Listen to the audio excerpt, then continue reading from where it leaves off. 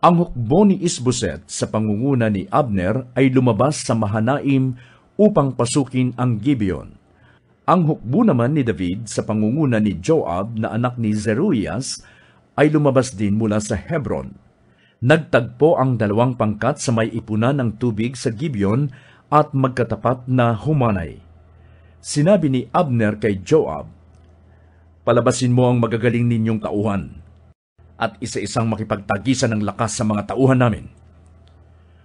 "Mangyayari ang gusto mo," sagot ni Joab. 12 sa panig ni David ang isa-isang lumabas, at tinapatan naman ng 12 Benhaminita sa panig ni Isboset. Bawat isa'y kumuha ng katapat, naghawakan sa ulo at nagsaksakan sa tagiliran. Sama-sama silang nagkamatayan, kaya ang lugar na iyon sa Gibeon ay tinawag na Parang ng Patalim. Pagkatapos nito ay nagkaroon ng mahigpit na labanan sina Abner kasama ang mga taga-Israel laban sa mga tauhan ni David. Nang araw na iyon, natalo ang hukbo ng Israel na pinangungunahan ni Abner. Naroon ang 3 anak ni Zeruias, sina Joab, Abisai at Asahel.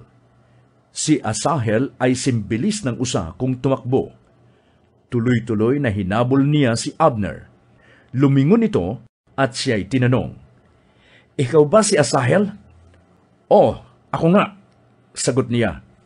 Sinabi sa kanya ni Abner, "Tigilan mo na ako. Iba na ang habulin mo," at samsaman ng kanyang dala. Ngunit hindi ito pinansin ni Asahel. Muling nagsalita si Abner, "Huwag mo na akong habulin, Asahel, at baka mapatay pa kita. Kapag napatay kita, anong mukhang ihaharap ko sa kapatid mong si Joab?" Ngunit hindi pa rin siya pinansin nito, kaya't patalikod niyang isinaksak ang kanyang sibat at tumagos sa likod ni Asahel, at ito'y namatay. Ang lahat ng nakakita sa bangkay ni Asahel ay napapahinto. Gayunman, patuloy ring tinugis si Abner ng magkapatid na Joab at Abisai. Nang palubog na ang araw, narating nila ang burol ng ama tapat ng Giya sa daang patungo sa pastulan ng Gibeon. Ang mga Benhaminita ay pumanig kay Abner. Nagbuo sila ng isang pangkat at humanay sa ibabaw ng burol na iyon. Sumigaw si Abner kay Joab, "Itigil na natin ang patayang ito!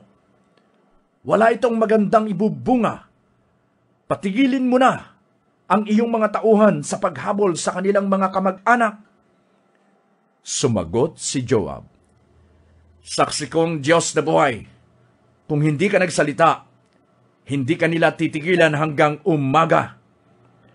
Kaya't hinipan ni Joab ang trumpeta, at ang lahat niyang tauhan ay huminto sa pagtugis sa hukbo ng Israel, at huminto na ang kanilang labanan. Pagkatapos, si Abner at ang kanyang mga tauhay magdamag at hanggang tanghaling naglakad sa Araba. Tumawid sila ng Hordan hanggang sa makarating sa Mahanaim. Nagbalik naman si Joab at hindi na itinuloy ang paghabol kay Abner. Nang tipunin ang kanyang hukbo, nalaman niyang kulang ng 19 ang kanyang mga tauhan, bukod pa kay Asahel. Sa panig naman ng mga Benhaminita na pinangunahan ni Abner ay 360 ang napatay. Inilibing nila si Asahel sa libingan ng kanyang ama sa Bethlehem.